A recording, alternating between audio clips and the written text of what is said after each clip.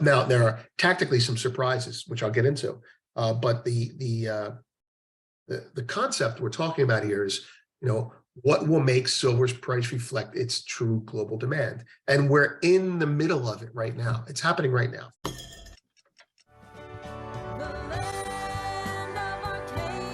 Well, hello there, my friends. Chris Marcus here with you for Arcadia Economics. Hope your week is off to a good start.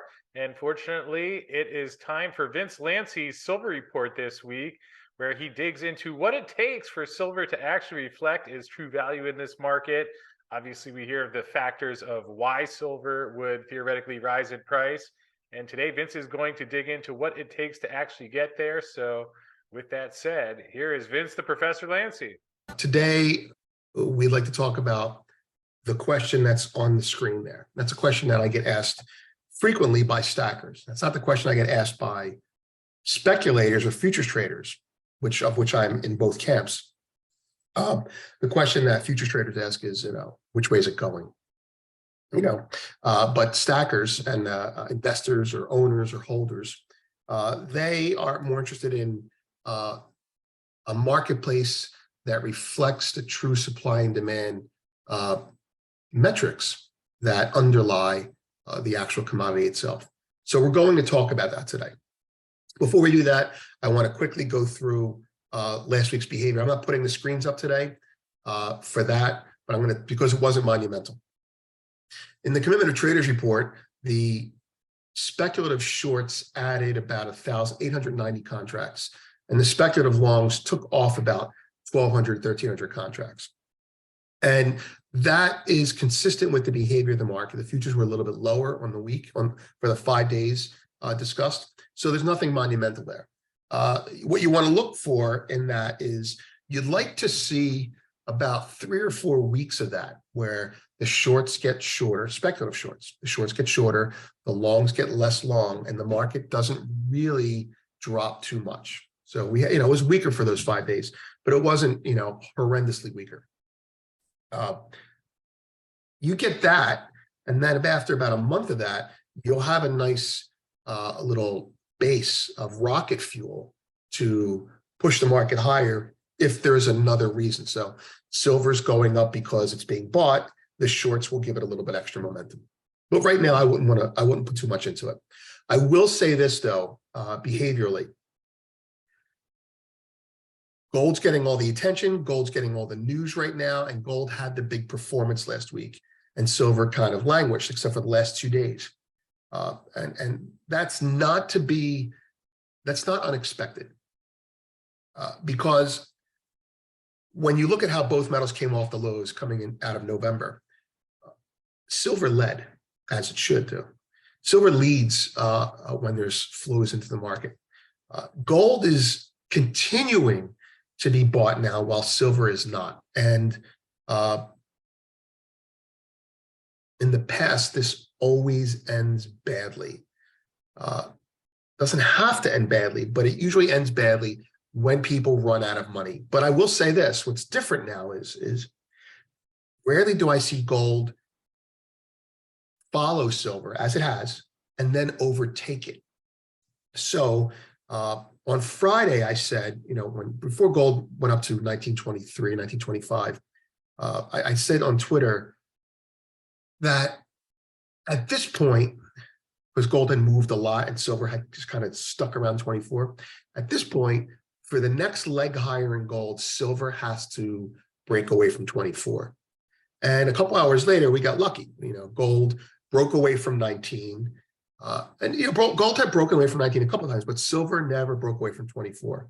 So this last time on Friday, when gold broke, silver broke. And so both of those two, if you want to look at the $24 area and $1,900 area as gravitational attractors, as they both pull away from the strike at the same time, then that's a license for silver to lead again.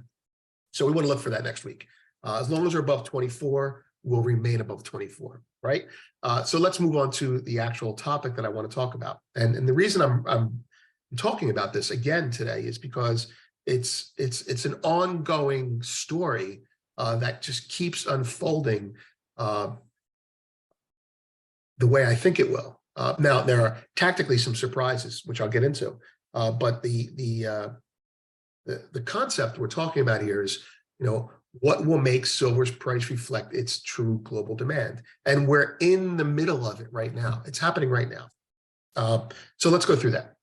All right, so I'm going to read a little bit here, but I wrote about a half hour ago, so it'll be pretty good, hopefully. The number one question I get asked by silver stackers, not traders, is what will make silver's price reflect its true global demand? And for years, I've given various explanations, all centered on a couple things.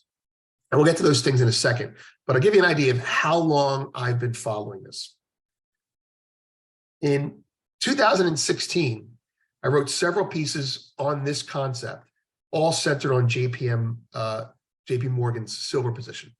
And in those pieces, I laid out the path to silver's price reflecting its true value. Here is one of them.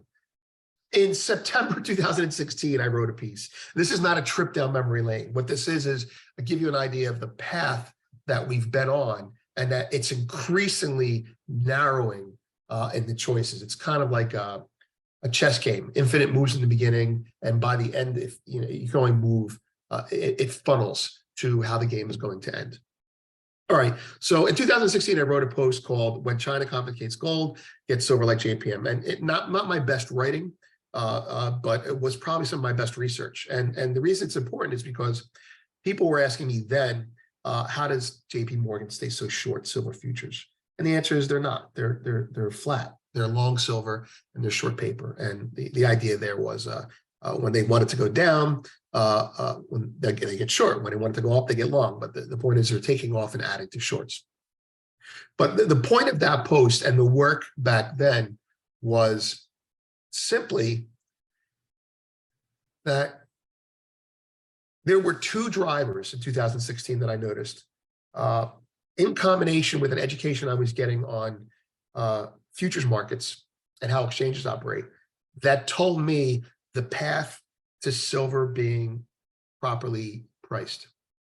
And the two aspects that matter the most for silver's price reflecting its value, that's what we're working on here, is number one, well, there's many, right? But the two that I've focused on and with a lot of attention have been, the first one is non-US physical demand must outstrip US paper supply. What does that mean? That means people want the silver so much that you can no longer short futures against it. Rehypothecation, right? The second one is, and this might be a little confusing, but it's the remonetization of gold that makes silver go up. Both of these things have been happening slowly and accelerating recently, and they're worth talking about again. So let's talk about it very quickly. Starting with the demand part, demand outstripping US paper supply. Well, it hasn't outstripped US paper supply, but what's happening is we're moving the whole silver and gold and oil markets are moving east. And they've been doing it for about a decade now, but it's accelerating. One of my friends, I was consulting with him for on the oil market, was explaining to me about this concept, and I'm going to share it with you. The NYMEX had launched a sour crude contract back in the day, and I was excited. I was like, okay, that's going to be great. It's a bigger contract. There's more of it that trades. It's going to be exciting. And my colleague said to me, he goes, it won't matter. It won't do well. I said, why? It's back then. We're talking about 2012. He said, well, or maybe earlier. The demand for the commodity must be in the region that it trades for the contract, the futures contract, to be successful. And I was like, what the hell does that mean? And then he proceeded to give me an education. Now I'm going to talk about oil here, but think about silver. All right. So the first takeaway is futures exchanges do best when they operate in the region of demand, not supply. So the demand for oil is in the US. The NYMEX exchange is where the demand is. The delivery points for the oil are in the US. There's no demand for oil in Saudi Arabia. That's a supply. The market accommodates the demand. So as a region grows economically, for oil in this case, they need to consume more oil. So if you need to consume more oil, then it gets exported, or maybe US oil or Brent goes to Asia. And as more oil goes to Asia, you have a demand for more ports and more delivery points. And when you have those demand for more ports and delivery points, then you start setting up infrastructure there. And then you start putting businessmen and salesmen over there. And now you have a whole business centered around the port. And then eventually someone says, well, you know what? I want to start hedging my production. I want to start hedging my demand out here. And so an exchange lists a contract. And the contract is in the region of demand. That's where it does best, not supply. And then the contract is priced in local money. And that's oil. And that's why the sour crude contract never did well. So let's go to silver. As the Asian economies, we'll just call it China. It's China and India and a couple other countries, but let's call it China.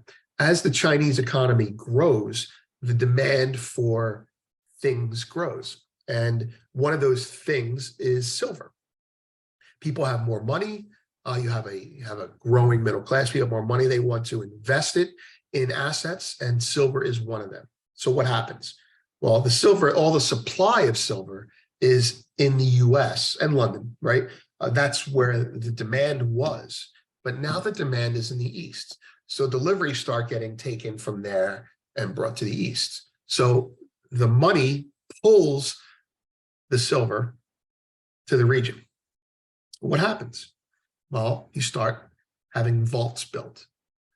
Banks start building vaults, because vaults are like the equivalent of delivery points for futures exchanges. And the vaults get built out there because I want my silver near me, I want my gold near me, and they put it in a local vault.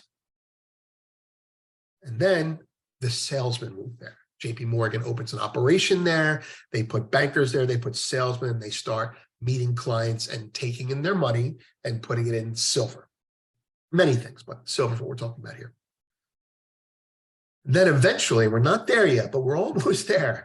What ends up happening is the locals say, well, you know what, I want to buy silver, but I don't want to, take delivery of it.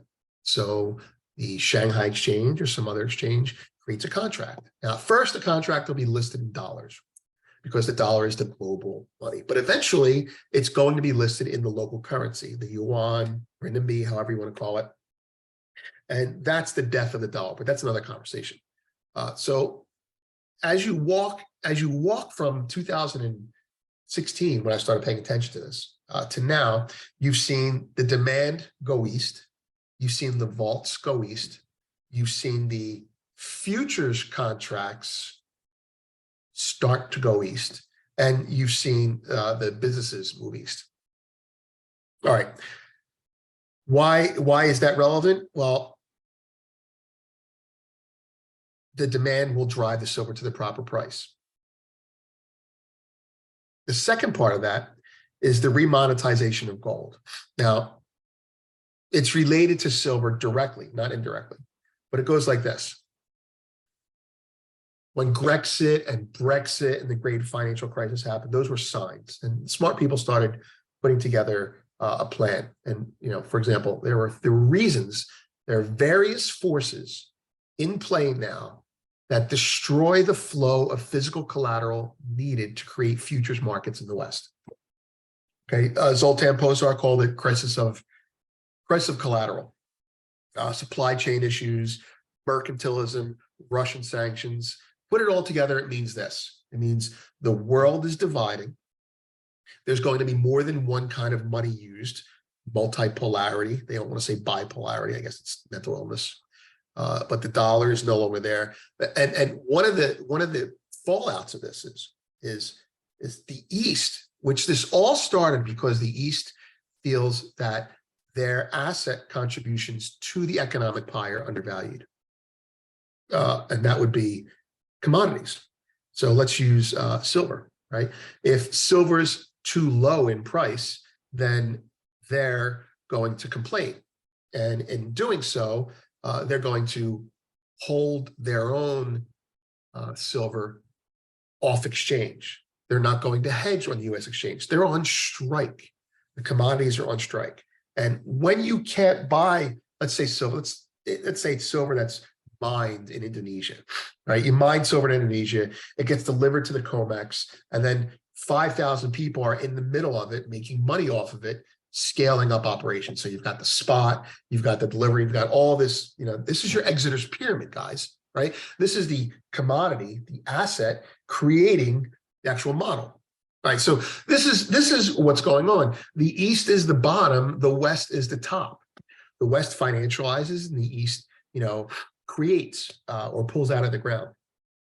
And the East is really just sick and tired of, in their view, not being paid enough for their contribution to the pie. And so a line gets drawn, and you see less exports to the West, and that kills the futures markets in the West.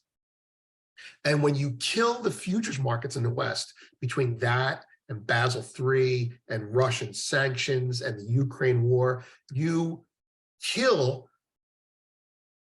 an avenue for investors to put their money in. Did the demand go away? No, it didn't. It's still over there. They need a product to trade it. And so that's what's going to happen. You're going to start seeing more and more demand from the East affect Western prices. Okay, so let me show you this picture here. All right. This is from a post that Zoltan explains it better than I do. A crisis is unfolding, a crisis of commodities. Commodities are collateral, and collateral is money. And this crisis is about the rising allure of outside, meaning Eastern money over inside money. Collateral is the foundation on which the financial system is based. Remember, if there's no spot, there's no futures. If there's no futures, there's no Western deals. If there's no Western deals, because the commodity is on strike, then you have to let the price go up to a proper value before you can start doing deals again. The outside collateral is no longer the periphery, right? It's more important. That collateral is a large and grossly undervalued part of the current core's valuations. Put another way, a derivative tail has been wagging the dog. Now that's a little bit all over the place, but let's go through this. Demand has moved east. Gold is getting remonetized as a symptom of the fractured economic globe. How does this make silver go up? The gold market is going to be used, it is being used, to create a bridge off of the dollar in the East. And physical gold in a mercantile system is used to back money. Safety and agreement over value for trade, neutral money doesn't take sides, all the reasons that we know, yada, yada, yada, right? All right, this is what China is doing right now. And this is since 2016. China is buying gold, owning gold, and using it as a de facto guarantor or backer of the yuan.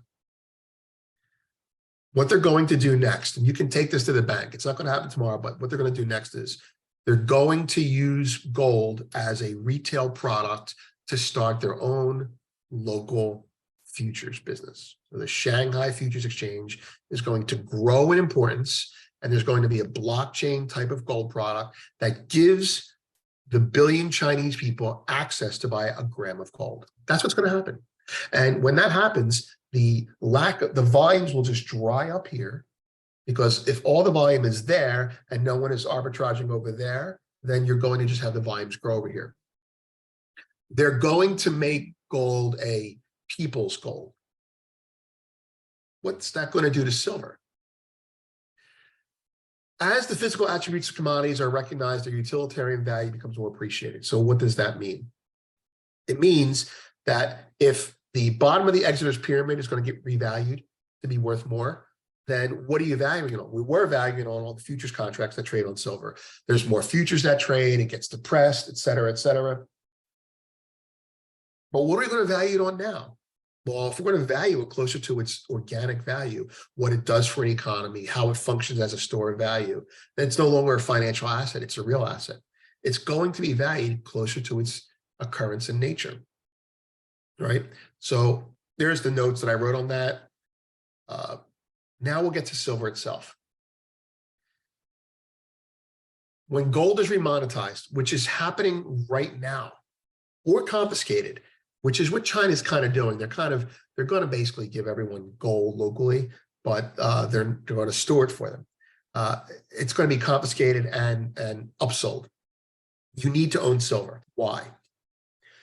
Because if the world is revaluing physical assets closer to their true contribution to an economy, with less weight on top of them from rehypothecation and financialization, sucking the value out of them, then you're going to have to value silver in terms of its scarcity to gold.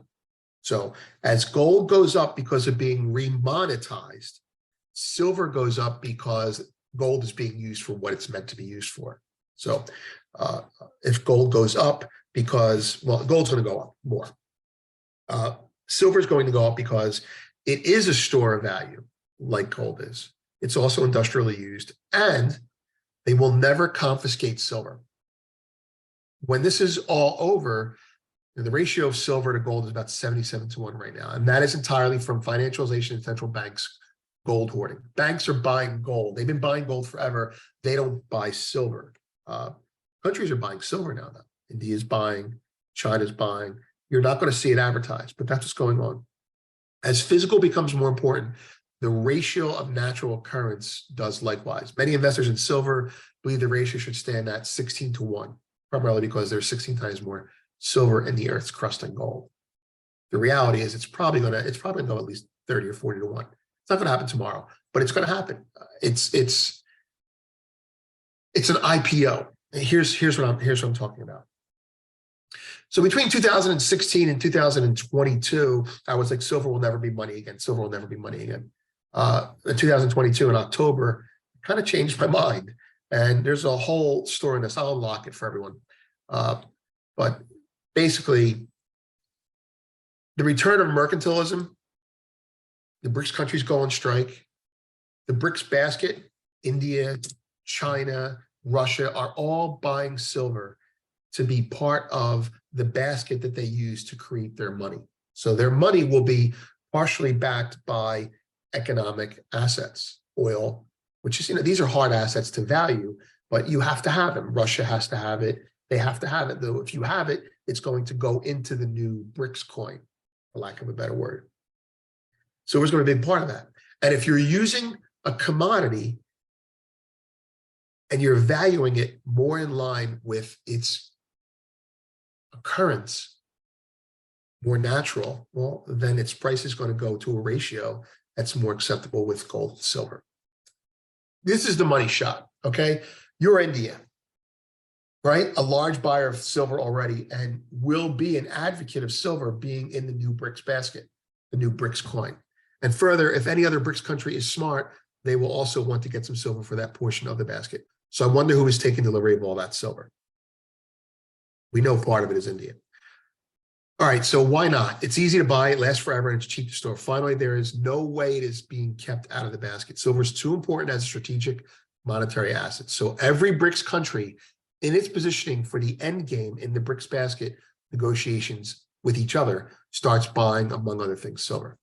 Our contention is, for one reason, there is much more physical demand lately as manifested in vault drawdowns and EFP behavior, even while price stays down. Let's bring this to reality now. For the short term, I think gold and silver are probably overbought, and while they may continue higher, I wouldn't want them to go too much higher too fast right now. The point of this is everything that you believe as a stacker is the same thing that other countries believe now. You're not in the minority anymore. And you don't worry about the price because you know it's going to become money again. That's basically it. Well, thank you, Vince. I sure appreciate today's report and hope everyone found that helpful at home, at least putting things in context of where silver has been, what it will take to actually see some of the moves that many have long been expected and some of the developments that are taking place right now. So Hope you found that one helpful. And as we wrap up, would like to thank First Majestic Silver, who brought us today's episode. And First Majestic Silver, who's been ramping up production in their Jarrett Canyon project over the fourth quarter. So will be interesting to see in the next couple of weeks how things played out in the fourth quarter for First Majestic.